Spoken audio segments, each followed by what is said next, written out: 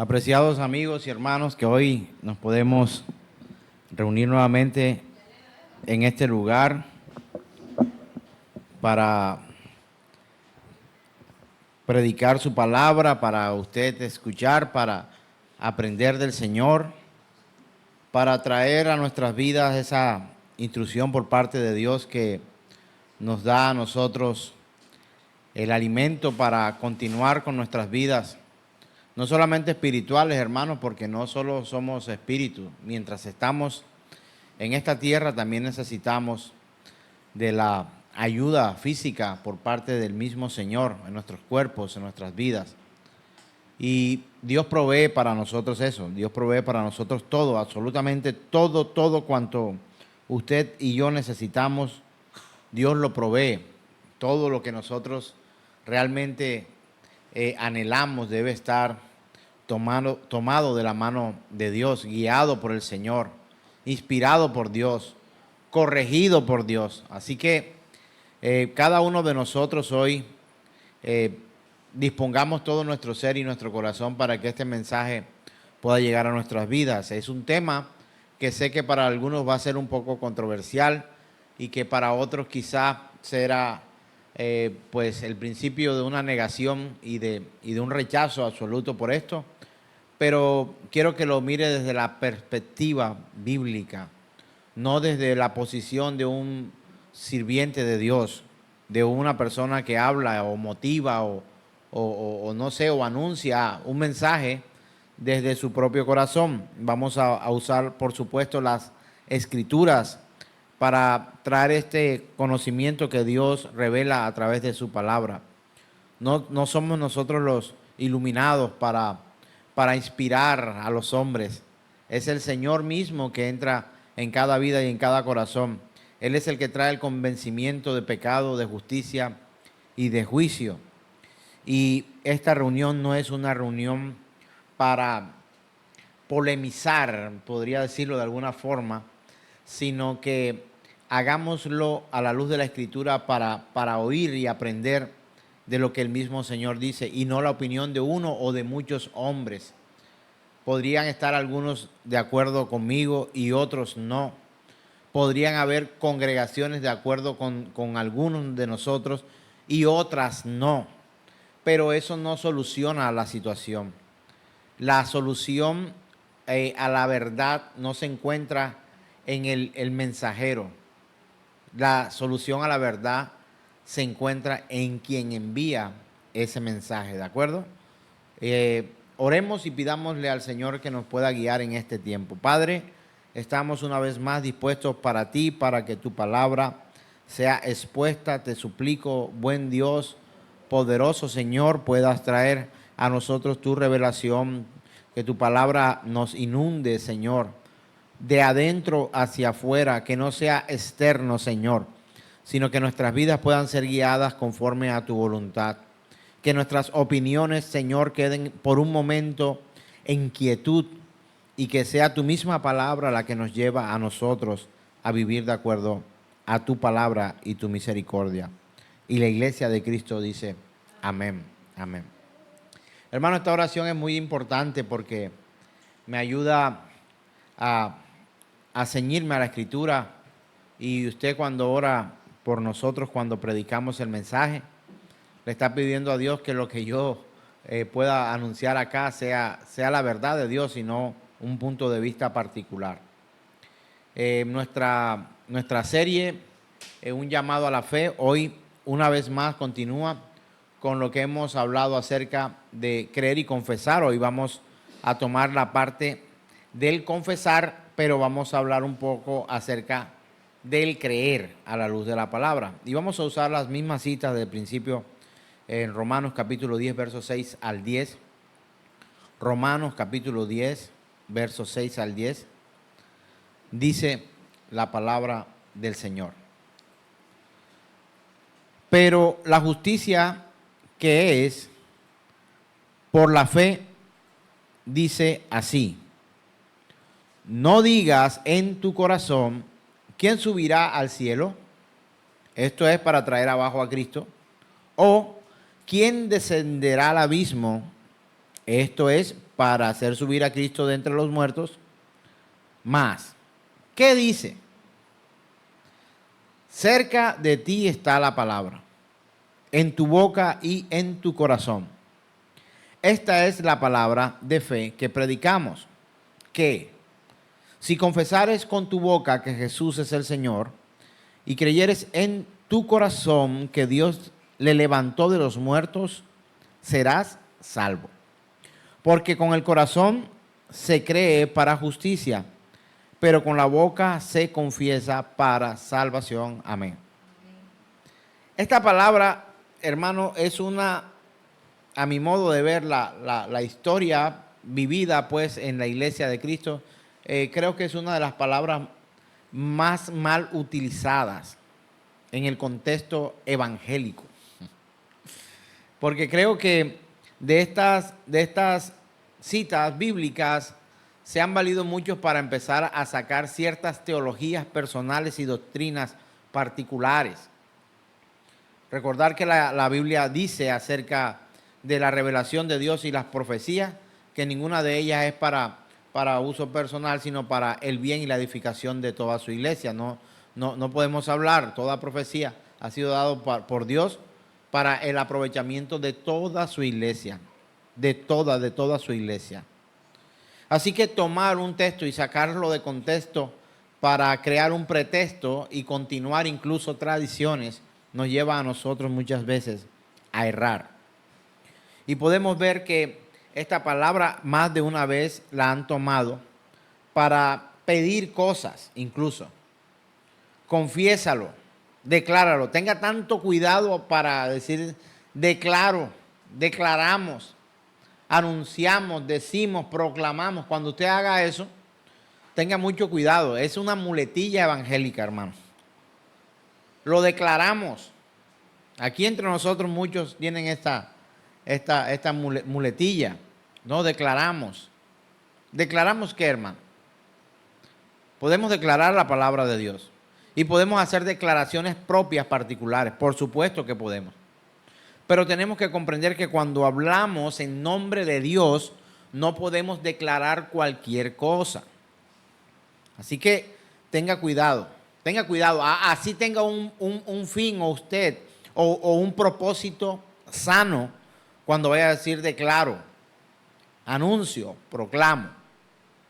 Tienes que tener cuidado. Y sobre todo que cuando el mensaje que tú estás dando no es tu mensaje, es un mensaje ajeno. Solamente tú vienes a hacer un mandado como yo hoy. Entonces toca tener mucho cuidado y tener el contexto bien claro acerca de las cosas para no caer en el error de repeticiones vanas y creación de doctrinas de error. ¿De acuerdo? Entonces esta palabra dice, esta es la palabra de fe que predicamos: y confesares con tu boca que Jesús es el Señor y creyeres en tu corazón que Dios le levantó de los muertos, serás salvo. Eso es suficiente, eso es real, eso es pleno, eso es absoluto, eso es verdadero. Pero cuando una persona cree en el Señor, cuando una persona es cambiada por el Espíritu Santo de Dios, hermano, yo quiero hacerle una pregunta hoy aquí honestamente. Cuando alguien visita la vida de una persona, ¿es capaz de influir sí o no en ella? Pregunto. ¿Puede una persona, al relacionarse con otra, influir o no? Puede influir. Es posible que nosotros podamos influir unos con otros. Pero tanto así como buenos hábitos, como malos hábitos. Podemos influir en alguien para que se vuelva deportista. Podemos influir en alguien para que se vuelva incluso creyente, de una u otra forma, el testimonio de vida. Pero ahora quiero que usted entienda algo. Y la pregunta fundamental es esta: cuando Dios visita la vida de alguien plenamente, ¿cambia o no cambia esa persona? ¿Sí o no? Entonces, ¿por qué la tradición nos dice que alguien puede llegar a salvación sencillamente con mencionar unas palabras como si fueran mágicas? No solamente es repetir una oración, es sencillamente vivir de acuerdo a la instrucción o a la influencia de esa otra persona que ha llegado a nuestra vida. Si yo influyo en alguien y le digo, en mi caso, pues practico el ciclismo y el running. Si yo le digo a alguien, declare que usted es ciclista hoy, pregunto, ¿esa persona se vuelve ciclista? Si yo le digo a usted, declare que usted es deportista, ¿esa persona se vuelve deportista? Entonces, ¿por qué nos creímos la historia que declarar o decir que somos cristianos ya nos hace absolutamente cristianos en el momento? Y vamos hablando directamente de la oración de fe y la oración del pecador. Porque ha sido una fea costumbre asumir que todo aquel que repite esa oración automáticamente se vuelve salvo. Ya, no es que yo soy salvo. ¿Por qué eres salvo? No, porque yo hice la oración de fe. Y terminamos resumiendo el Evangelio de Cristo, su sufrimiento en la cruz del Calvario, la paga de todos nuestros pecados, sencillamente porque alguien hizo la oración de fe. No, hermanos. Si esto no va mucho más allá del creer en ese minuto y pasa a ser el creer el resto de la vida y con unos frutos dignos de arrepentimiento, algo no ha pasado en la vida de aquella persona que dice que es salva porque un día hizo oración de fe. Entonces, aquí es donde nosotros tenemos que entender. La palabra que leímos en el domingo anterior, hablábamos en Hechos sobre el carcelero que estuvo allí. Esto está en Hechos 16, verso 30 al 33, donde encontramos que ese carcelero se iba a suicidar porque pensaba que Pablo y Silas habían escapado y que los otros presos habían escapado de la cárcel. Y dice la palabra de Dios, leámoslo textualmente, Hechos capítulo 16, 30 al 33. Dice la Escritura, y sacándolos les dijo, señores, ¿qué debo hacer para ser salvo? Esa fue la pregunta que hizo el carcelero a Pablo y a Silas, que estaban allí apresados por predicar el Evangelio. ¿Qué debo hacer para ser salvo? Ellos le dijeron, cree en el Señor Jesucristo y serás salvo, tú y tu casa. Y dice la Escritura, y le hablaron la palabra del Señor a él y a todos los que estaban en su casa. Entonces, también se tergiversa la Escritura cuando alguien habla diciendo, es que ellos están en la promesa porque yo hoy creo, entonces ellos están en la promesa, ellos también van a ser salvos. Hermanos, si no se les predica el Evangelio, se van a perder. Si no creen en Cristo, se van a perder. Si no se arrepienten de sus pecados, se van a perder. Si no hay un verdadero arrepentimiento en su vida y frutos dignos de arrepentimiento, hermanos, se van a perder. Y es aquí donde empieza mucha controversia. Pastor, ¿por qué no hace la oración de fe al final y deja ir la gente así? ¿Para qué las trajo? Hermano, yo no salvo a nadie. Soy un mensajero del que salva. Y anuncio las verdades no mías, sino de la Escritura. Y entonces, no, es que con la boca se confiesa para salvación. Todo aquel que confiesa a Cristo, que Él es el Señor, será salvo. ¿Usted cree eso? Pues yo sí lo creo. Todo aquel que confiese a Cristo como Señor y Salvador, este será salvo. Pero es que ahí es donde viene la situación difícil de mantener. Cuando confesamos a Cristo como Señor y Salvador. Qué lindo, ¿verdad? Y qué espacio tan agradable poder confesar a Cristo cuando todo lo que están alrededor está en pro del Señor. Qué lindo poder decir delante de una congregación, acepto a Cristo Jesús y Él es mi Señor y Salvador. Pero qué duro es para aquel que está en medio de grupos armados, donde hay terroristas, donde hay masacradores, donde hay asesinos, donde hay problemas, donde está el jefe ateo, donde si tienes otro tipo de fe, confesar viene de ponerle fe a la cosa. Con fe, confesar, decir, hablar sobre tu fe. Qué hermoso, qué chévere decirlo aquí entre nosotros. ¿Alguien de ustedes me apedrearía por decir creo en Cristo Jesús, estoy entregado a Él y quiero predicar su palabra? Si a usted no le gusta, ¿usted me apedrearía por eso? No, pero ¿por qué en la calle es distinto? ¿Por qué en medio de grupos armados es diferente?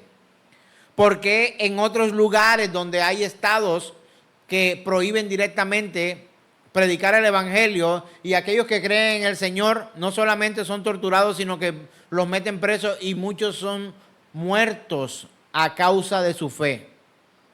Y los llevan para que confiesen una nueva teología o una nueva doctrina acerca de Dios. Y muchos de ellos se rehúsan y muchos de ellos se rehusaron y muchos de ellos no negaron su fe. Y hoy son considerados como mártires de la fe. Qué fácil es aquí, pero qué difícil fue allá para muchos y es hoy aún confesar a Jesús el Cristo como Señor y Salvador. Entonces, hermanos, nos saltamos unas citas más adelante para ir hacia el uso incorrecto de esta terminología evangélica que muchos de nosotros nos hemos acostumbrado. Hermanos, tenemos problemas en las congregaciones. Y yo los hago evidente, aunque otras congregaciones les sirva la ignorancia de los que asisten. ¿Sabe por qué tenemos muchos problemas en muchas congregaciones? Porque la gente no le gusta leer. Vamos a hacer la prueba acá, honestamente. Alce la mano a las personas que les gusta leer. Los felicito. Pero la mayoría de las personas que asisten a las congregaciones no les gusta leer. Y lo que Dios le dio a usted para conocerlo a Él fue un libro. ¿A cuánto le gustan más los libros que los audiolibros? ¿Alguien ha escuchado un audiolibro alguna vez?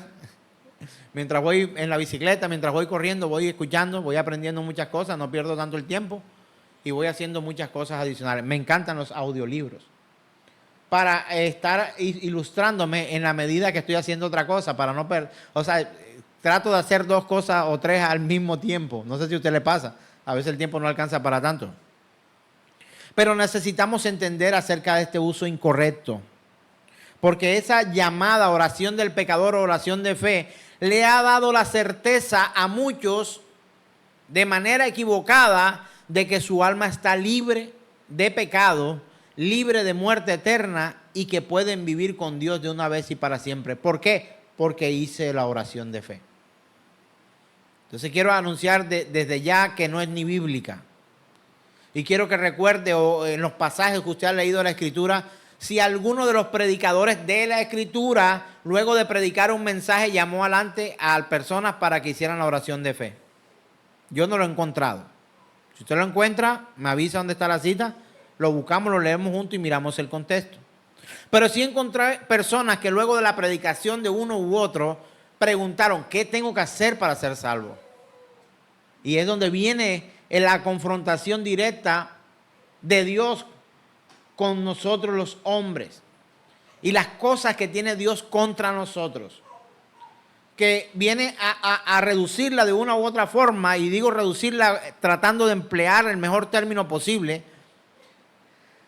Para poder reconciliarnos con Dios tenemos, hermanos, que arrepentirnos. Entonces, ¿será que sí, a través de una oración tan corta y tan elocuente en medio de muchas personas bajo este tipo de situaciones, es posible que nosotros realmente sí tengamos un arrepentimiento? Es posible que en algunos casos sea real,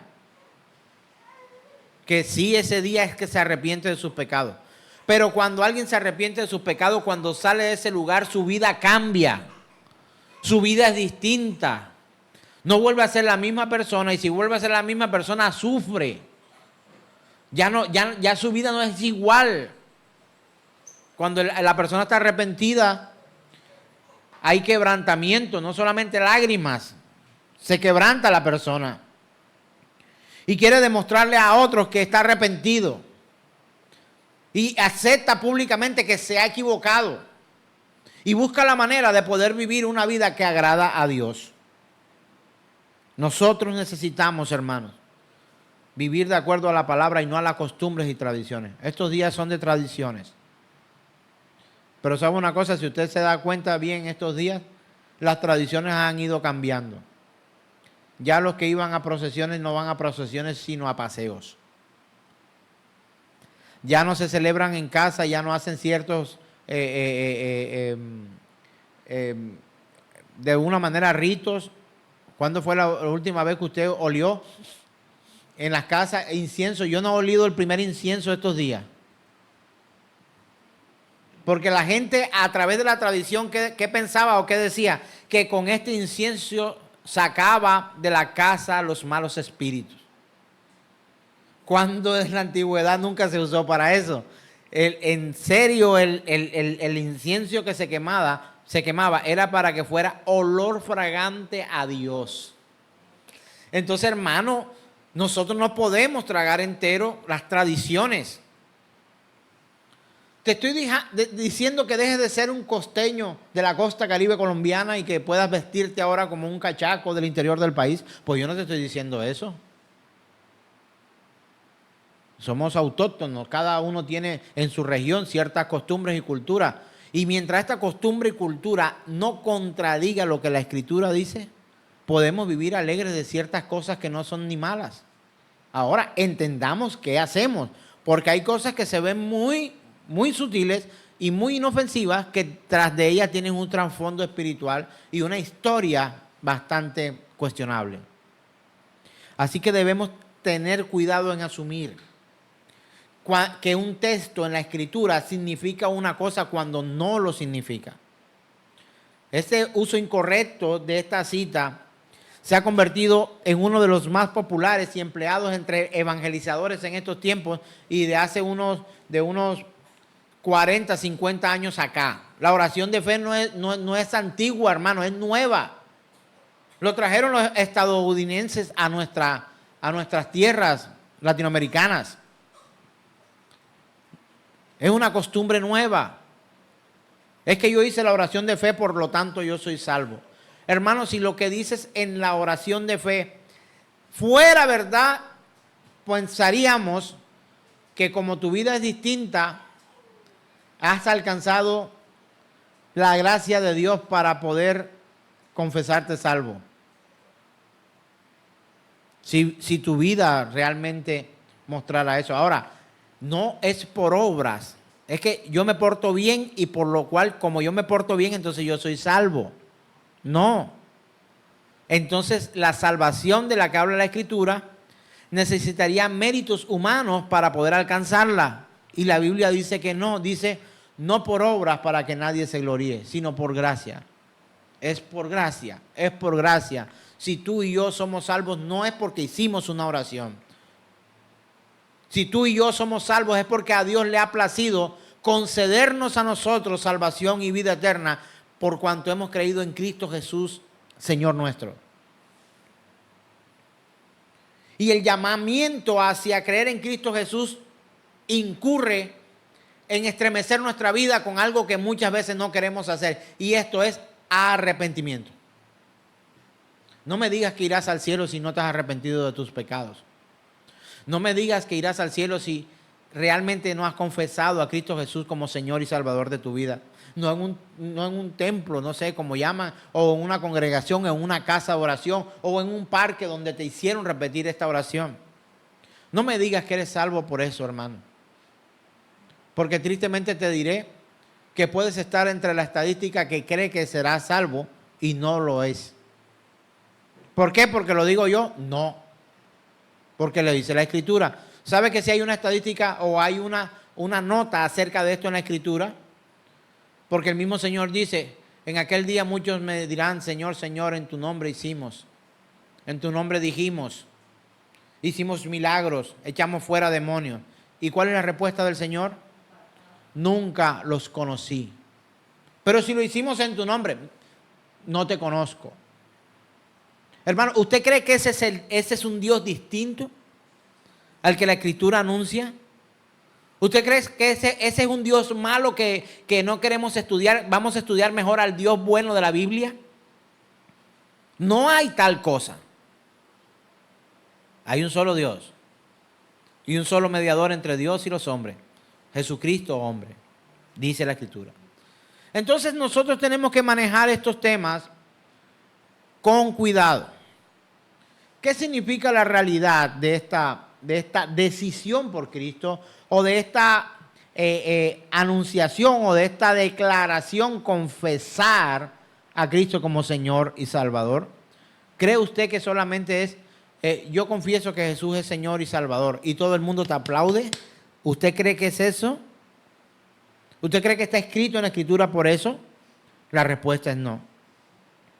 Asumimos, entendemos muchas veces que este texto está colocado aquí porque podemos aplicar una interpretación sin ningún tipo de cuestionamiento o autocuestionamiento o ponernos a pensar lo que realmente la Escritura está diciendo. Miremos Hechos capítulo 17, versos 10 al 11. Hechos capítulo 17, versos 10 al 11. Encontramos a Pablo y a Silas, estos mismos problemáticos, de lo que le había hablado, en un lugar. ¿Fueron a qué? A predicar el Evangelio. Pero miren lo que dice la Escritura en el verso 10 en adelante. Dice, inmediatamente los hermanos enviaron de noche a Pablo y a Silas hasta Berea, una ciudad. Ahí había una congregación. Y ellos, habiendo llegado, entraron en la sinagoga de los judíos. Y estos eran más nobles que los que estaban en Tesalónica. ¿Quiénes? Los que estaban en Berea. Eran más nobles de los que estaban en Tesalónica. Pues recibieron la palabra con toda solicitud, escudriñando cada día las Escrituras para ver si estas cosas eran así. Encontramos a estas personas que reciben muy bien al predicador, pero ellos tienen algo que a veces usted y yo no tenemos, y es escudriñando las Escrituras para ver si estas cosas son ciertas. Pero ¿qué va? Muchos hoy llegan y se comen el guisado de papas y de yuca sin preguntar quién lo hizo, qué contiene, para quién es. Hermano, no haga esto. Por eso para usted es un peligro no traer Biblia a la Escritura. Si nuestras pantallas se apagaran, usted sufriría. No, pero es que a mí, yo no sufro nada, eso a mí no me pasa nada. Hermano, déjeme terminar. Sufriría y estaría expuesto a que lo que yo le diga, usted lo puede o debería darlo por sentado, como si fuera cierto. No tienes cómo corroborar. No tienes cómo corroborar. Pero si usted trae su Escritura, su Biblia, la de palo, como decía un pastor amigo, de hojitas, de papel, o vamos a volvernos tecnológicos, la traes en una tabla como esta, o la usas en un celular. Si usted tiene abierto el entendimiento, la disposición, pero no tiene abierta su Biblia, usted está expuesto. Usted está expuesto. Hay un escritor, Chesterton, creo, si no estoy mal, dice, cuando llego a la iglesia, está bien quitarme el sombrero. Cuando llegamos a la iglesia nos quitamos el sombrero, no la cabeza. No la cabeza. Entonces usted y yo no podemos pretender quitarnos la cabeza y abordar o creer que todo el que me está predicando el supuesto evangelio lo está haciendo con un fin noble. Estos hombres que hacían, estos hombres, muy bien, Pablo y Silas tienen fama, pero ¿qué hacía la iglesia en Berea? Verificaba con las Escrituras para ver si esas cosas que ellos estaban diciendo eran ciertas. Entonces, hermanos, esto no está escrito allí por casualidad, porque Pablo quiso contar una anécdota que le pasó en Berea. Mire, llegué allá y estos manes sacaron la Biblia para ver si era cierto. No, hermano, no estamos hablando así. Estamos hablando en serio. Que si usted está escuchando un mensaje, usted tiene que verificar la Biblia, la Escritura, para ver si lo que se está diciendo es. Y que el contexto en el que se está mencionando este pasaje tiene coherencia, es armónico y melódico con la línea de la palabra de Dios. Entenderlo, amigo. Comprenderlo. Mirar si es cierto. El cristianismo hoy ha hecho de la oración del pecador como el medio más importante para decir que hay personas salvas o no. ¿Y sabe qué ha ocurrido? Han sustituido la predicación del evangelio para contar historias y al final de sus historias llamar a la gente para que confiese, para que haga la oración del pecador o la oración de fe. Y nosotros no vemos esto en la Escritura. La mayoría de tratados que hoy se reparten en las calles tienen esa oración puesta. Y incluyen estos elementos para que las personas vayan allí. Hay unas objeciones en cuanto a esto. Vamos a mirar estas objeciones en cuanto a estas situaciones que se han presentado y que hemos visto nosotros que a través de la oración de fe la gente ya se siente que es salva, salva, siempre salva y que nunca necesitan otra cosa más. Entonces, miremos primera objeción. No tiene un precedente bíblico. Usted me dirá, no, pastor, pero si eso no tiene nada de malo. Enseñemos a otros lo que la Escritura dice. Es mejor, hermano, usted va a la fija. ¿Qué dice la Escritura que hay que anunciar para que la gente sea salva? Dígamelo usted mismo. Es el Evangelio. Son mis historias, son mis experiencias. No son mis historias, no son mis experiencias, no son mis opiniones. Lo que hay que predicar es el Evangelio de Jesucristo. Así que la primera objeción, de acuerdo al libro Un llamado a la fe y el verdadero arrepentimiento, he tomado esto del pastor Paul Washer. La primera objeción dice, no tiene precedente bíblico. Segunda objeción, el método era desconocido para la mayor parte de la iglesia a lo largo de la historia. O sea, pregúntele, si tuviéramos la oportunidad de preguntarle a Pablo, a Silas, por ejemplo, hola Pablo, Silas, ¿cómo estás? A la gente que le predicaste, le pusiste a hacer la oración de fe, ¿qué crees tú que te podría responder Pablo? ¿What? ¿De qué me estás hablando? Supongo, está seguro que los que se fueron y no tienen comunión con este mundo y Dios hace una separación entre los muertos y los vivos y deja a los muertos quietos allá y deja a nosotros los vivos aquí.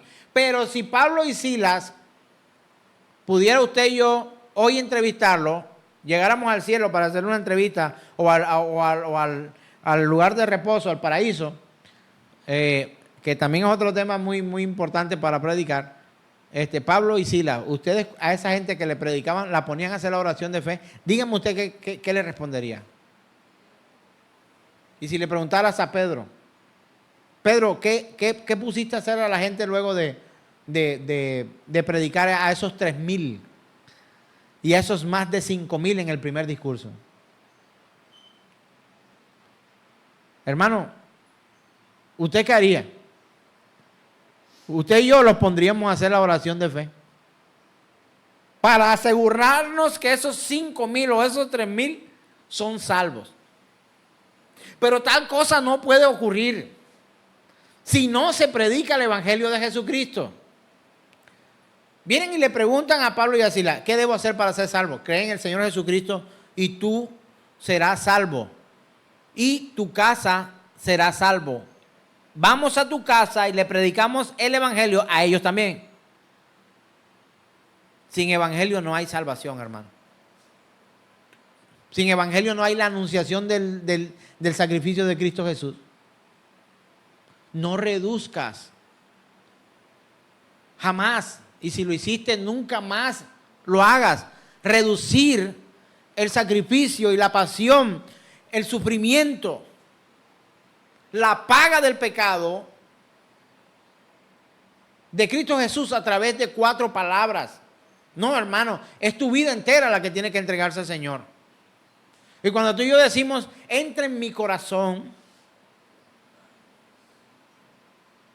la Biblia dice que el corazón es ¿qué? Engañoso, más que todas las cosas. Así que entrar a Jesús al corazón no es suficiente. Tienes que entrarlo a toda tu vida, a toda tu mente. ¿Cuál es el primer mandamiento? Amarás al Señor, tu Dios, ¿con todo qué? ¿Qué más? Con toda tu alma, con toda tu mente, con todo tu espíritu, con todo absoluto, con todo tu ser. Porque si lo dejas solo en el corazón, tu corazón, así como ama, también odia, desprecia, calumnia, ofende, maltrata, etcétera, etcétera, etcétera. Entonces ya vimos, no tiene un precedente bíblico, es un método desconocido para la iglesia antigua o la iglesia primitiva o la mayor parte de la iglesia a lo largo de toda la historia. Eso es una invención reciente. Tercera objeción, tiene el riesgo de volver el evangelio en la declaración de un credo. O sea, tú con que hagas la oración de fe, ya yo no necesito más nada. ¿O sí? Si con la oración de fe tú eres salvo, ¿tú qué más necesitas? Dime qué más necesitas. Tú no necesitas arrepentirte, tú no necesitas santidad, tú no necesitas agradar al Señor, tú no necesitas absolutamente nada. Tú no necesitas congregarte, tú no necesitas leer las Escrituras, tú no necesitas capacitarte, tú no necesitas nada porque ya tú eres salvo. Tú no necesitas más nada porque tú hiciste la oración de fe. Pregunto, ¿los verdaderos cristianos un día que hacen algo ya no necesitan más nada? Dice la Biblia que yo leo, dice, el que persevera hasta el fin, este será salvo. Ahora, yo no te estoy diciendo que tengas que hacer obras para alcanzar salvación. Ya te dije y me seguiré esforzando por repetir una y otra vez. La salvación no es por obra, es por gracia. Cualquier cosa que se mueva adicional a la fe es obra. Cualquier cosa que hagas es obra. Pastor, tengo que barrer el lugar de congregación. No tienes que barrer el lugar de congregación. Pastor, tengo que congregarme todos los domingos y si fallo uno me pierdo. No te vas a perder. A quien Dios salva no lo deja perder. Pastor, ¿la salvación se pierde? No se pierde el pecador no arrepentido. Esa es la realidad de nuestra vida. Y muchos individuos hoy nos muestran una evidencia bíblica de su conversión, pero están seguros que son salvos. Ahora, ¿nos salvamos por buenos?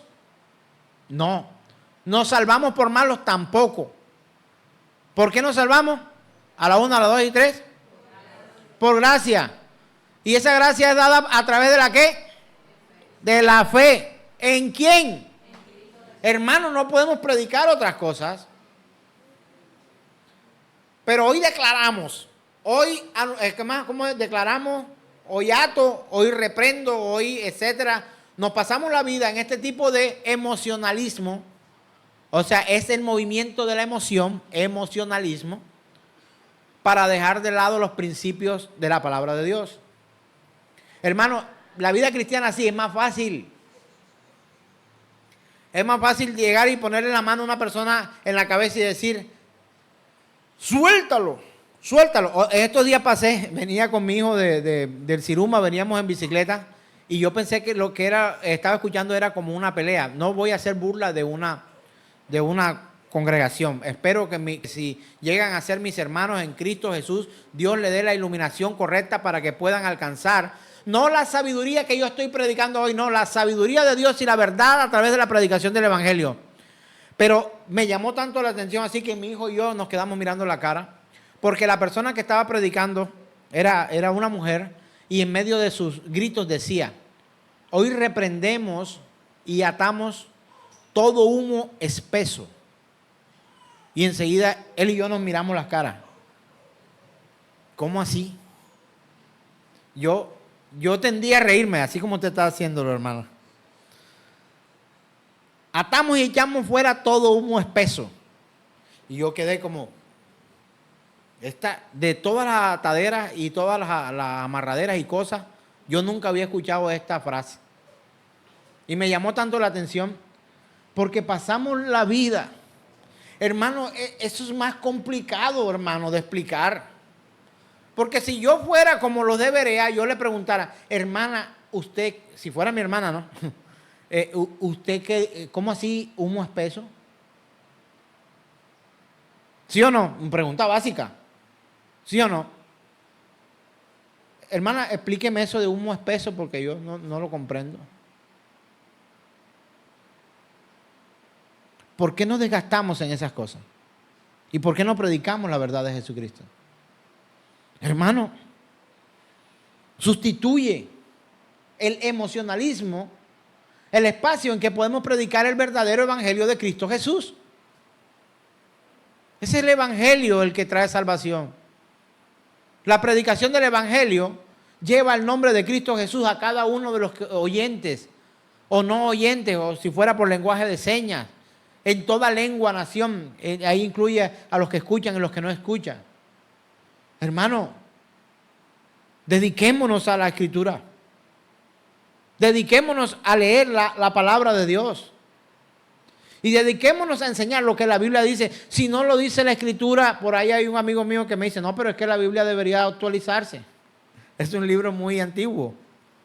Y pues no tiene nada que actualizarse. Debes actualizarte tú, no la Biblia. Es la Escritura la que trae la verdad del Señor.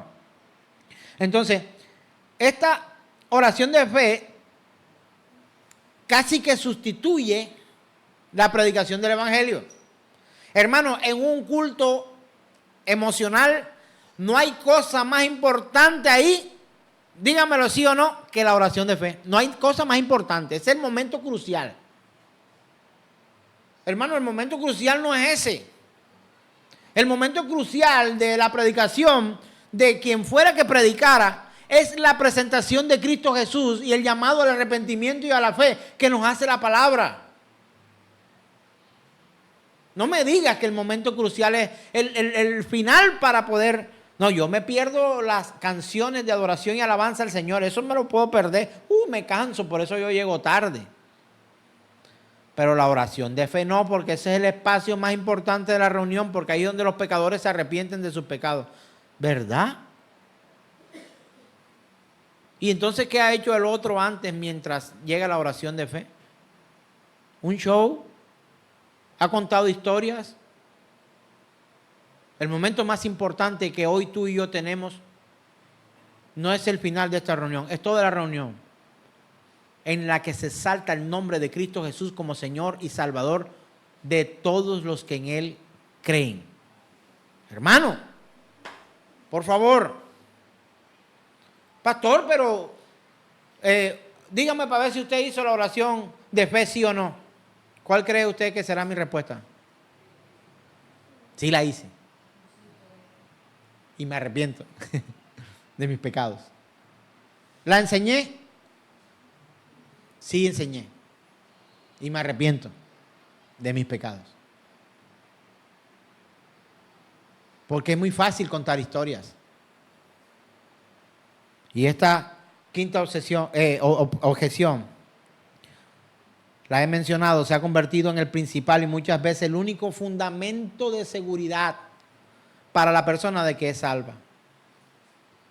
Y si alguien está dudando de su salvación, que muchos le dicen, recuerda el día en que hiciste la oración de fe. Hermano, no recuerda el día que hizo la oración de fe. Recuerda el día en que usted se arrepintió de sus pecados y creyó en el Señor. Esto es lo que tú debes recordar. Yo recuerdo el día que me arrepentí de mis pecados. Estaba en una condición deplorable, completamente deplorable. Imagínese a alguien en un estado bien barro, down por el piso, emocionalmente, físicamente, psicológicamente, psiquiátricamente. No estaba en mis 5 sentidos. Estaba fuera de este mundo. ¿A buen entendedor? Pocas palabras. Estaba vuelto nada. Pero la mano de Dios me alcanzó allí, hermano. No estaba en un culto de milagros. No estaba en un culto de salvación. Este es el culto de la salvación. ¿Y los otros cultos son de qué?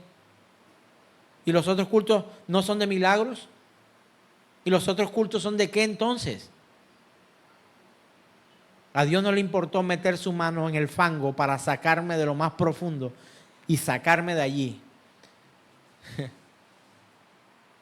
Y decirme cara a cara, mío eres tú. Y yo entender lo vil que era y lo misericordioso que Él es. Y entender yo lo infiel que era y ver su fidelidad. Y ver yo la maldad que había en mí y mirarlo a Él y ver su bondad. Y ver yo todas mis imposibilidades, mis incapacidades. Y mirarlo a Él y verlo todopoderoso, omnipotente Dios. Ese fue el día de mi arrepentimiento, hermano. El día que comprendí, entendí que mi vida, en práctica constante, persistente y terrible del pecado, me alejaba cada vez más a mí de Dios. Pero Dios nunca se alejó de mí. Y nos llamó a la fe. Y a partir de ese día, hermano, tratar de agradar a Dios con todo lo que hago. Pero lo que hago no sirve para yo alcanzar salvación. Lo que yo hago no alcanza para pagar el precio que Jesús pagó en la cruz. Solo algo puedo hacer que pueda agradarle a Él y llevarme a agradar a Dios de la manera bíblicamente correcta. Y es depositar todas las fuerzas de mi fe en Él, no en el hombre, no en el político, no en la medicina, no en la ciencia, aunque la ciencia es de Dios, no en el dinero, no en mis títulos, no en mis capacidades. Nada de esta tierra me trae salvación. Lo único que pisó esta tierra que pudo darme a mí salvación, lo único físico que pudo tocar esta tierra, que alguien pudo haberlo tocado en aquel tiempo, como aquella mujer que se arrastró hasta tocar el borde de su manto, es Cristo Jesús. Ni mi abuela porque es cristiana, ni mis tíos, ni mi papá, ni mi hermano, nada ni nadie. Solo Cristo. Entonces, entender, hermano. O sea, muchos muestran poca o ninguna evidencia de la obra de Dios en su vida. Aquí está mi amigo Ricardo. Mi amigo Ricardo es futbolista. Yo me voy a ir esta tarde a jugar con él fútbol. Pregunto, ¿eso me hace futbolista? ¿Y si me pongo el uniforme? Las medias, la pantaloneta, los tacos. El casco. Ah, no, en el fútbol no se usa casco. Me pongo todo. ¿Me hace futbolista?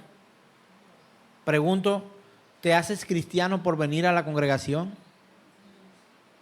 ¿Eres salvo por congregarte los domingos? ¿Tu salvación está porque tú hiciste la oración de fe? Hermano, la oración de fe no te salva, ni la oración del pecador, como la quieras llamar, no te salva. Quien te salva es Cristo Jesús. Y en tu vida debe haber evidencias. Ahora, si yo voy este domingo, el miércoles, el jueves y el sábado al partido y otra vez y me pongo todas las semanas y me entreno para ir a los partidos de fútbol, ¿me hago futbolista? ¿Sí o no? La hermana no me tiene fe, dice que no. Puedo que sea malo o no profesional, pero soy futbolista. Yo entreno running y ciclismo. Soy runner, soy corredor. Lo soy. Soy lento, pero lo soy. ¿Soy ciclista, sí o no? 5 entrenos en la semana. 4 de entrenamiento y una rutica larga en la semana. ¿Me hace ciclista, sí o no? Pero cuando cuelgue la bicicleta y la deje ahí un año, ¿sigo siendo ciclista? Entonces ahí donde decimos, es que yo era cristiano antes. ¿No sabe usted? Yo hice la oración de fe. Hermano, qué dolor. Yo puedo dejar de ser todo lo que usted quiera, administrador de empresa, aunque tenga un título en la pared, licenciado en lo que, bueno, lo que sea, y los títulos que más que haya estudiado, lo que yo sea. Puedo ser funcionario público y decir una historia. No, yo era un funcionario, yo era un docente, yo era un maestro, yo era ciclista, yo era futbolista, yo era. Pero me dice, yo era cristiano. ¿Cómo es posible eso, hermano? Yo era cristiano. Explícame eso como Berea, como los bereanos. Explícame eso. Vamos a escudriñar la Escritura. ¿Cómo que tú eras cristiano y ahora no lo eres? No es que yo hice la oración de fe y me congregaba. Congregarte, hacer la oración de fe no te hace cristiano. Un verdadero cristiano confesará. Yo te confieso como Señor y Salvador de mi vida. Sí. Muy bien, en público. Pero ¿sabe a qué se está refiriendo la Escritura cuando dice confesar? Que aquellos hermanos que han muerto en manos de tiranos no negaron su fe y confesaron a Cristo como su Señor y Salvador, sin importar que les costara su vida.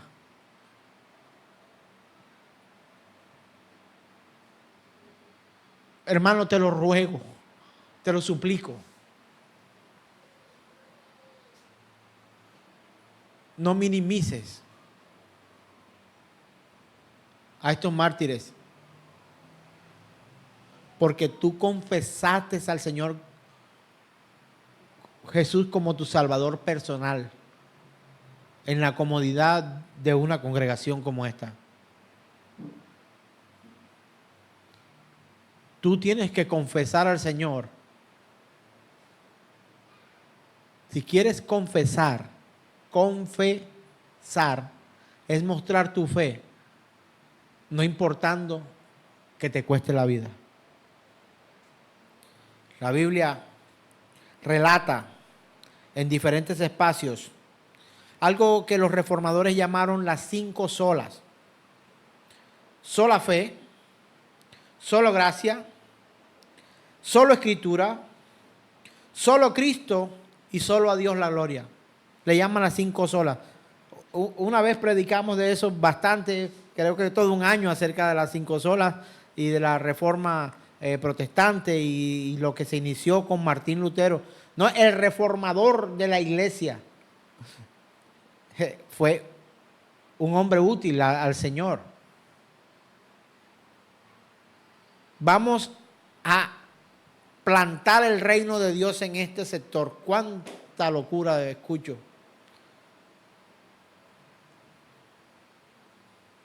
Solamente puedes anunciar el reino de Dios. El crecimiento lo da el Señor.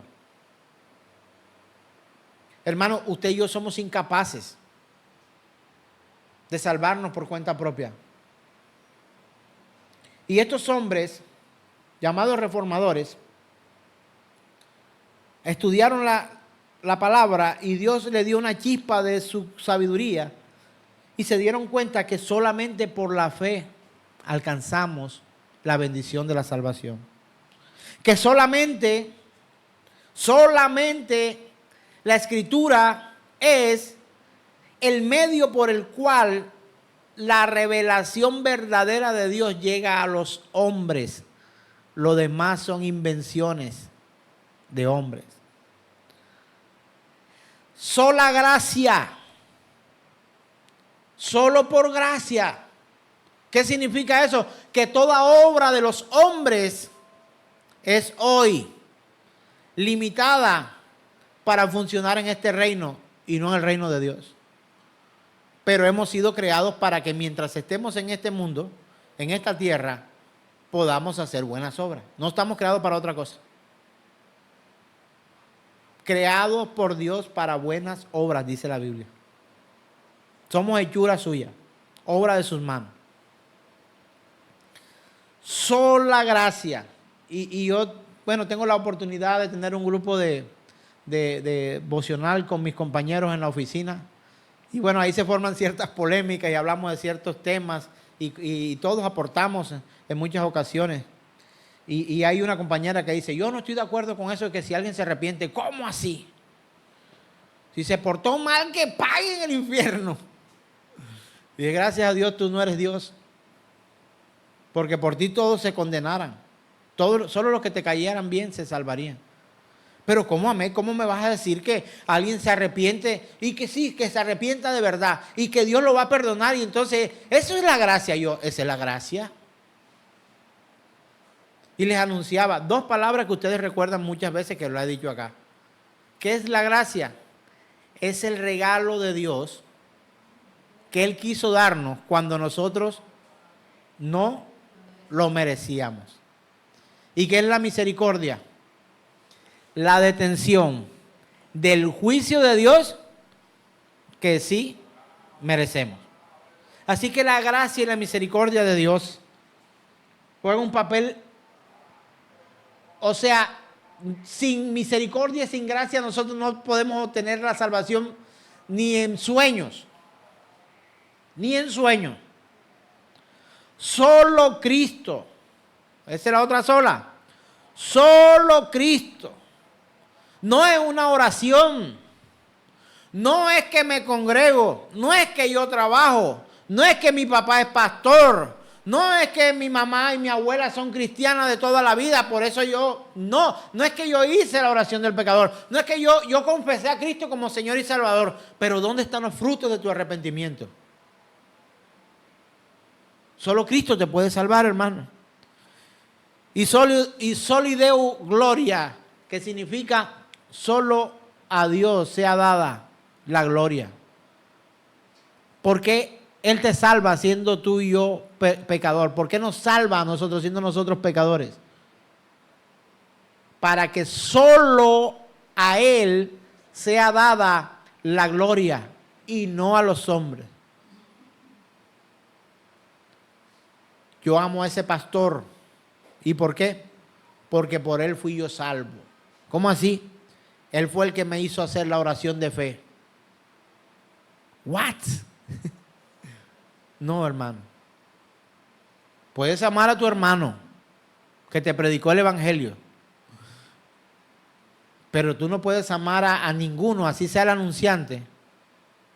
O sea, hermano, tú no puedes amar más al mensajero que te trae la encomienda que al que te la mandó.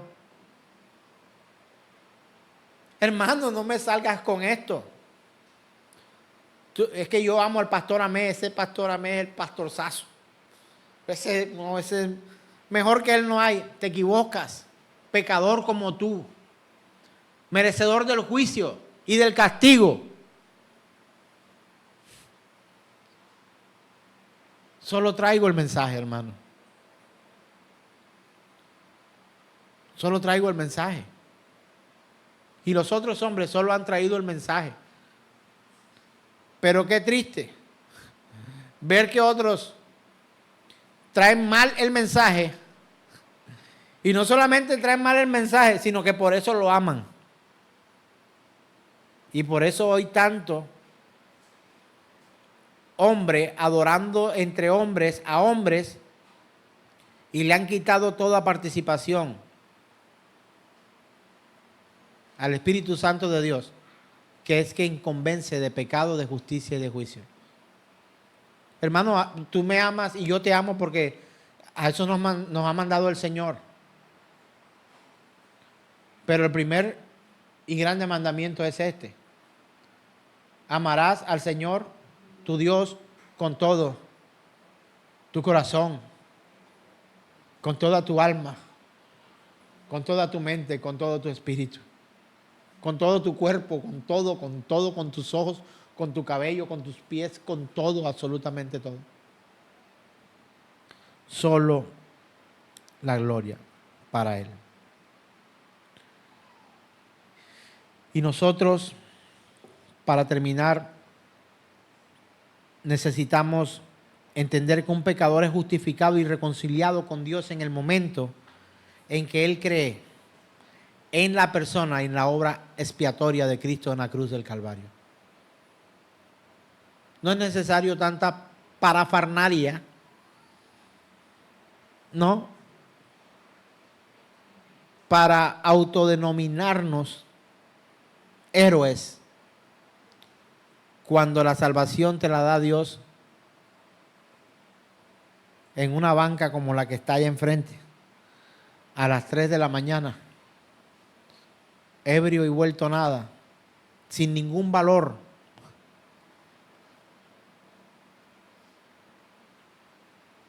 Él te levanta. Él te levanta. Y así muramos de una enfermedad, porque un día vamos a morir, o un accidente o lo que fuera. Él pagó nuestra dignidad. Hoy me levanté pensando eso, hermano. Hay días tristes en que uno se siente mal. Y a veces hay personas que tratan como de menospreciarte. Y algo en la cabeza me retumbó en toda la noche y era: mi dignidad la compró el Señor. No sé si la tuya. Si has sufrido, si has vivido una vida terrible, si tu niñez fue terrible, si viviste momentos o estás viviendo momentos de crisis, etcétera. El Señor te compró.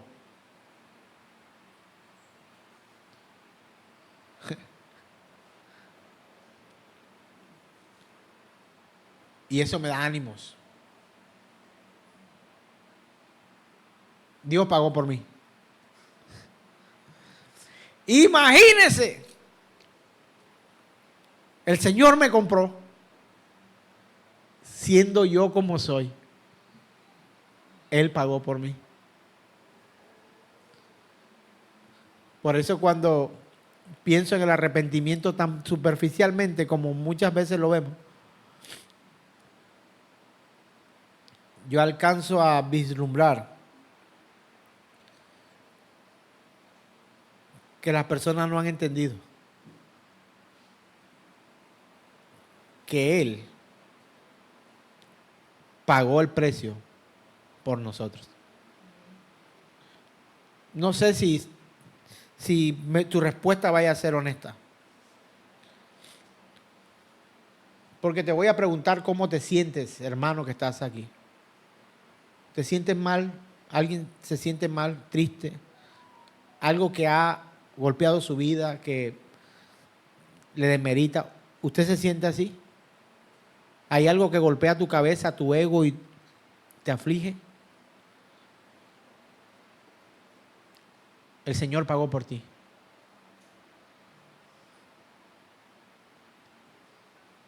Y Él no compra cachivaches.